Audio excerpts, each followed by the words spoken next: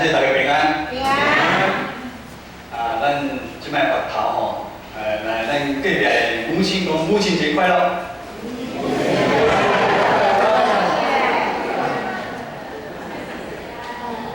感谢主真久无看咱礼拜堂人遮尔多，咱同心来祈祷。祈求上帝，我感谢俄你，你真正怜悯阮的台湾。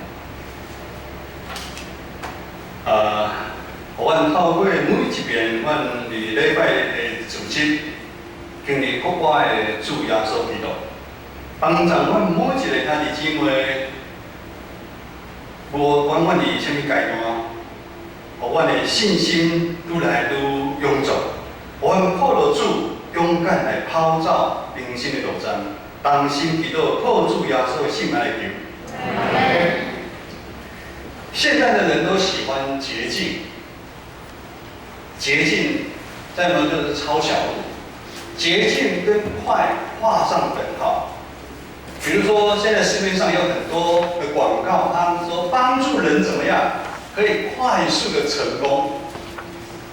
的确，有些东西可以速成，但是对于生命的成长却是需要时间的。信仰更是需要付上委身的代价，而信心的建立更是没有捷径。但是信心的建立，它确实有一条的方向可以让我们去追寻。今天这段经文介绍了一个主要人物是士师基甸。盼望我们从这段经文，就从基甸回应上帝的呼召的过程，帮助我们了解信心的建立。在整个过程当中，我们到底需要放掉什么，而我们却又要紧紧地抓住什么？首先，我们一起来读今天的经文第一节。今天的经文第一节请耶路巴力就是基甸，他的一切跟随的人造成起来，在巴力全王安营，米甸人民在他们北边的平原靠近摩利阿。第一节一开始就说到，以色列跟米甸他们的联军交战安营的地方在哪里？他们彼此之间的距离大概有6公里。我们一般人慢慢走6公里，大概要走1个半小时。所以其实两军的距离并不是很远。这是基甸第一次率领其他3个支派一同对抗米甸人的联军。根据圣经的记载，基甸号召了3.2万个人，而米甸联军有13.5万人。哇，这个是一个相差4倍的一个经历。到底要如何来打这场胜仗？首先，我们来看看主角基甸到底是什么样的人。这个可能会今天牧师带领大家看基甸，可能会跟你以前觉得基甸跟人是有点不太一样。我们要认识基甸，我们只能从经文的6章到8章里面，我们去找他的线索。圣经记载说，当上帝显现对基甸说：“大人的勇士耶和华与你同在，靠着你的能力去拯救以色列百姓。”但圣经里面基甸的回答，让我们仿佛想到什么？想到摩西。基甸对耶和华上帝说，他是马来西支派里面最贫寒的亚比以谢一族，而且在他们部家里面，他又是最微小的。而且说，我只是一个打麦子的人他只是一个微不足道的一个农夫到这里，我们可能会觉得基甸胆怯，他在推卸。但精彩的来了，接着他马上向上帝求一个兆头，求一个证据，要证明和他显现真的是耶和华上帝。所以我们看来，基甸一点都不胆怯，而且好像很有自己的一个想法。当证明上帝与他同在，他的信心开始转变。他从软弱变得稍微刚强，怎么说呢？因为他还是有一些的顾虑，他只敢选择在晚上偷偷去拆毁他父亲为巴力这个偶像族的一个坛。对于原本从一个专注在打麦子的农夫，突然受呼召要去承接一个巨大的一个任务，说实在话是不容易的。所以到了这边，牧师还是觉得基甸是怎么样？是一个有勇气的人。从第6章的经文，我们慢慢看基甸的信心似乎一点一滴在被建造。他似乎也愿意接受上帝对他的呼召，成功执行了他的第一项任务——拆毁巴力。甚至之后，当上帝的灵与他同在的时候，让他有能力去整合其他3个支派，愿意跟随他去对抗米甸人。其实，这在都已经显现上帝同在得胜的一个记号。可是问题来了，基甸的内心始终好像有一个声音，让他对上帝所应许的“你是大人的勇士，去拯救以色列脱离米甸人”这件事，他有所怀疑，他有所害怕，以至于接连有2次，他求问上帝说：“上帝啊，你真的是不是要我去透过我去拯救以色列百姓？”这就是记载在士师记6章36节到40节很有名的羊毛神迹的事件。羊毛神迹的事件是这样子：他求告上帝，当羊毛晚上有露水在羊毛上面的时候，而且地是干的时候，我就相信上帝，你真的跟我同在。隔天他又说：“上帝这样子好，如果羊毛是干的，地是湿的，我就知道你跟我同在。”经文让我们知道，上帝他还是很有耐心答应基甸的要求，因为上帝想一点一滴建造基甸的信心。上帝对他所拣选的人，他充满了耐心跟等待。但此时基甸的信心和刚开始比较起来，是进步还是退步呢？其实，基甸的信心非但没有因为事情的经历成长，反而好像看起来他有点退步。似乎基甸让我们觉得他更加不信靠上帝。其实基甸他困扰着，是因为他内心还有一个强大的敌人在跟他拉扯。基甸的信心他还没有完全的被建立，他在怀疑上帝呼召他走这一条路是否是正确。他眼睛看到了敌人有13.5万的大军，吓死他了。眼见为凭，眼见为凭限制了基甸的信心的成长，以至于基甸的内心还有很多的盘算，他无法完全信任上帝对他的带领。可能有人会说，基甸在过程当中谨慎一点，多求问一点，也不是坏事。但是在这个背后，却是基甸对上帝极不信任的一个展现。看似我们在求问上帝，其实我们却是要找出一个我们自己能够掌控的一个方法。这是普遍我们人性的一个展现。从我们的始祖亚当开始，我们人们因着罪性，习惯以自我为中心，以自己为出发点的思考模式。就好比在我们信仰上面，有时我们也常常会不小心陷入要在自己的认知里面，在可以承受的安全范围里面来接受这个信仰挑战。而这个自我的认知就是盘算。意思也就是说，我们常在我们潜意识当中认为信仰应该是有条件的，信仰应该是怎么样？如同上周志梅牧师所提的，有时我们的祷告的态度，常常上帝啊，你要听，而且你要照我们所求的，我们的上帝瞬间变成一般的有应功啊，而我们却变成什么？我们却变成上帝。其实我们看世俗的社会上的民间的宗教，它就是有条件的一个信仰。因着信仰偶像的过程当中，其实是想更多信靠自己的能力，满足自身的一个欲望。我们一生的生命随时都在经历许多战役的挑战，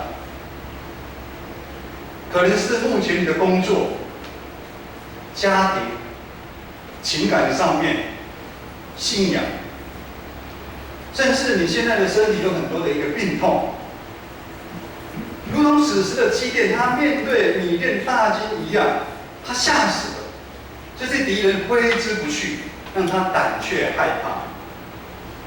可是其实真正要面对的源头，并不是在于外面，我们真正要面对的源头是在于我们内在的敌人，我们那个欲望没有被除灭。这是基甸此时他的问题，也可能是我们长久以来的问题。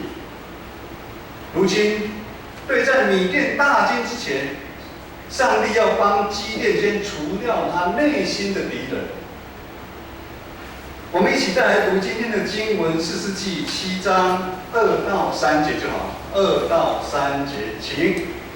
耶和华对基甸说：“跟随你的人过多，我不能将米甸人交在他们手中，免得以色列人向我夸大。”是我们自己的手救了我们。现在你要向这些人宣告说：凡惧怕胆怯的，可以离开基列山而去。于是有22000人出去，只剩下5万。上帝说：跟随你的人太多了。基甸千算万算，千思万思。一定没有想到，上帝要在他两军开战之前执行一个这样的一个任务。此时基甸可能还来不及反应，甚至还在犹豫，他到底应该怎么办的时候，上帝的命令提到，凡惧怕胆怯的人，可以让他回家。竟然有2.2万的人离开。我们可以想象基甸此时的心情，用现在的话说，他傻眼，一定是怎么会那么多人害怕？基甸的内心呢，一定也是跟着一样害怕起来，一定是3.2万人都不一定打得赢，如今又离开了2万多个人，那还怎么打？眼见为凭的这个想法又出现。上帝虽然呼召基甸来实行这次的任务，但主要的教育的对象是全以色列的百姓，这个信仰团体。上帝非常了解他们长久以来的盘算，这个信仰群体的一个骄傲。如果用3.2万的士兵去打赢米甸联军，这些以色列的士兵会认为他们是靠自己的力量得胜，而忘了是因为有耶和华上帝跟他们同在。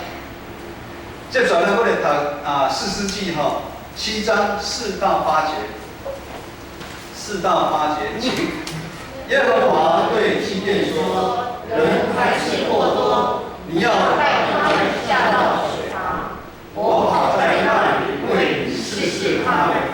我指点谁说这人可以同你去，他就可以同你去；我指点谁说这人不可同你去，他就不可同你去。基甸就带他们下到水旁。耶和华对基甸说：凡有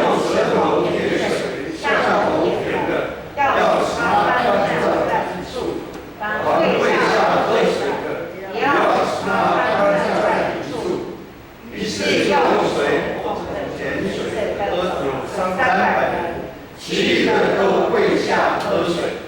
耶和华对基甸说：“我要用这年岁的300人拯救你们，将米甸人交在你手中，其余的人都可以各归各处去。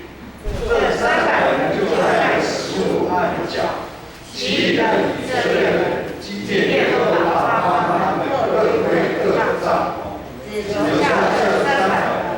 米甸人在他下边的民人。”这是一段非常有名的故事，好像听说电影有翻拍，300壮士，对不对？上帝拣选了300个人要对抗13.5万的大军。我们会好奇上帝的计划到底是什么？但在这个拣选的过程当中，内心最大不安的人就是基甸。基甸是他们的领袖，但是上帝却说，跟随你去打仗的人还是太多了。我们想在此刻，我们都会同情基甸，眼见为凭啊！打仗就是要人多嘛，这是不是基本的常识？但是上帝可不是这么认为。就好像大家既定的印象说，做业务的人嘴巴一定要很会说才可以当业务。但台语来讲，也不处于这样五六语。实在话不多的人也是可以做好业务啊。像牧师以前就是这样做业务的，人实在话不多。为什么大家突然咳嗽？首先，上帝的计划是要基甸带领剩下的1万的士兵，在作战之前，他们来行经操练。他要部队走到泉水的旁，要1万个士兵，他们去喝水。再来，上帝说：“基甸，你观察士兵他们喝水的动作，我要谁跟你去，谁就跟你去。”基甸在上帝选兵的过程当中，从经文里面来看，一句话都没有说。我们如果是基甸，大概也说不出来。要打仗，基甸难道自己没有一点点的想法盘算吗？可是如今上帝已经从3.2万人降到1万的人，这应该也是打仗的底线了吧？我们就是说，裁减国防也要有个限度啊。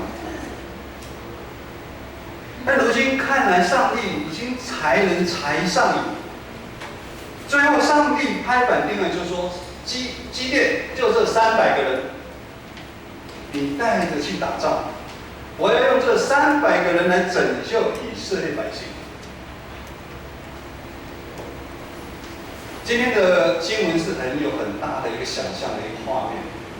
今天如果我们都是基甸，这个时候我想你会崩溃，你会吓死。300个人要对抗13.5万的大军，根本是不可能。按常理来讲，牧师也觉得300个人要打赢10几万个人，那根本是不可能的。但那是因为我们常常用自己的眼睛看到，来看我们的生命。我们也常常用我们的眼睛所看的来衡量我们信仰当中所发生的一些事情。如果我们用人的眼睛看，你才要相信；用人的可以理解的想法，你才要相信。那我们会常常觉得很多事情没办法解决，而且我们会觉得无能为力，不是吗？我不晓得弟兄姐妹，你现在在目前你的当中，你生命当中你碰到的问题，你是不是觉得没办法？我话都该管，无法解决。哥林多后书5章7节这么说：我们行事为人是凭着信心啊，不是凭着眼见。我们的行事是凭着信心，不是凭着我们眼睛所看到的。如今上帝就是要这样一步一步除去积淀内心的敌人，建造积淀的信心。唯有放手，承认自己的有限，依靠上帝，不断的跨越，经历恩典，我们的信心才会成长，我们属灵的眼睛才会被打开啊！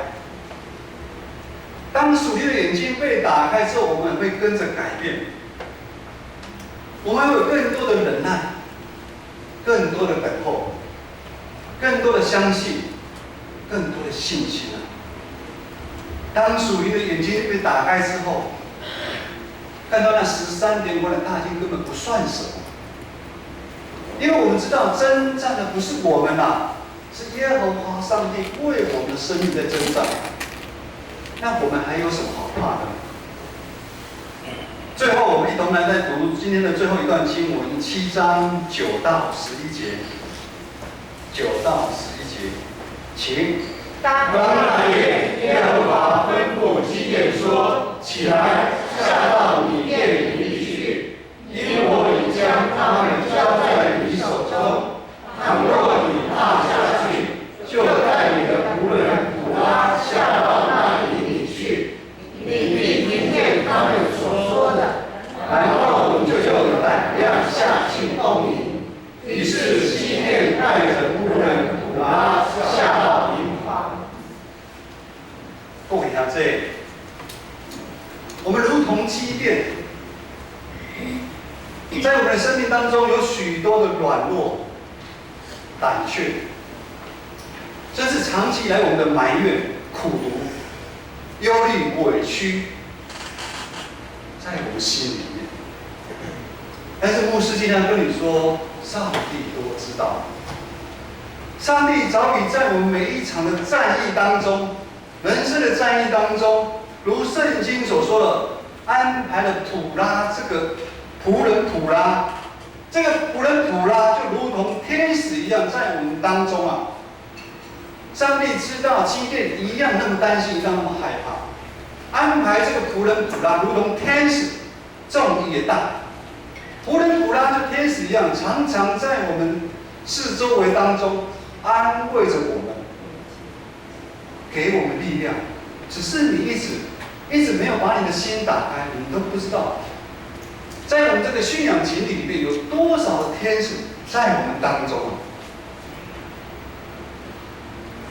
当我们内心有爱，我们就没有惧怕。我们靠着耶稣十字架上的牺牲，已经除去了我们内心的敌人啊！我们的生命因着有耶稣，已经变得不一样。今天是咱建成教会4年一遍的中级改选，有重要不？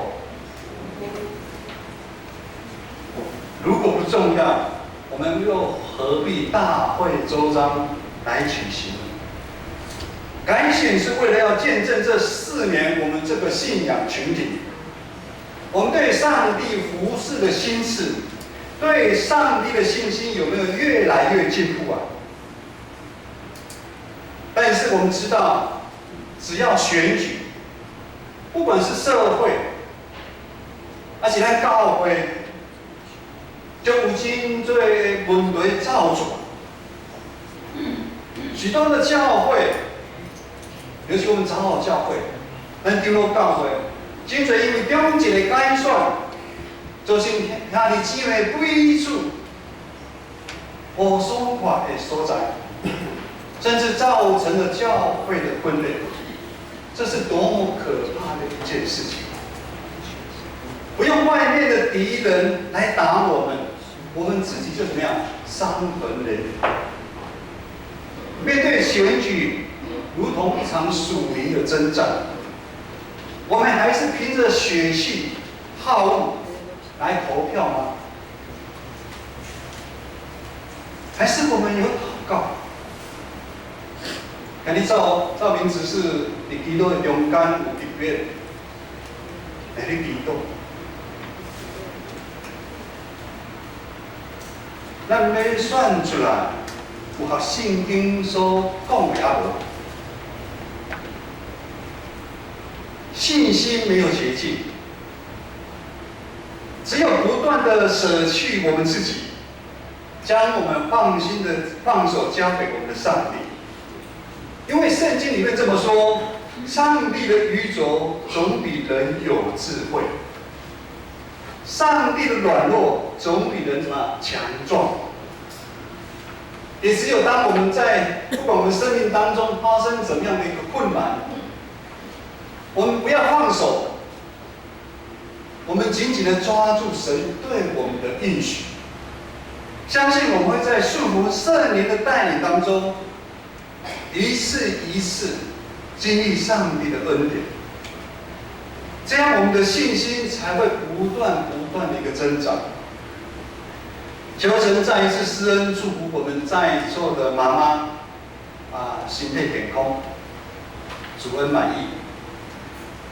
牧师也盼望透过我们4年1度的长子的选举，展现我们建成我们这个信仰群体，我们对上帝全然掌权的一个信心。咱同心来祈祷。天父上帝，阮感谢你。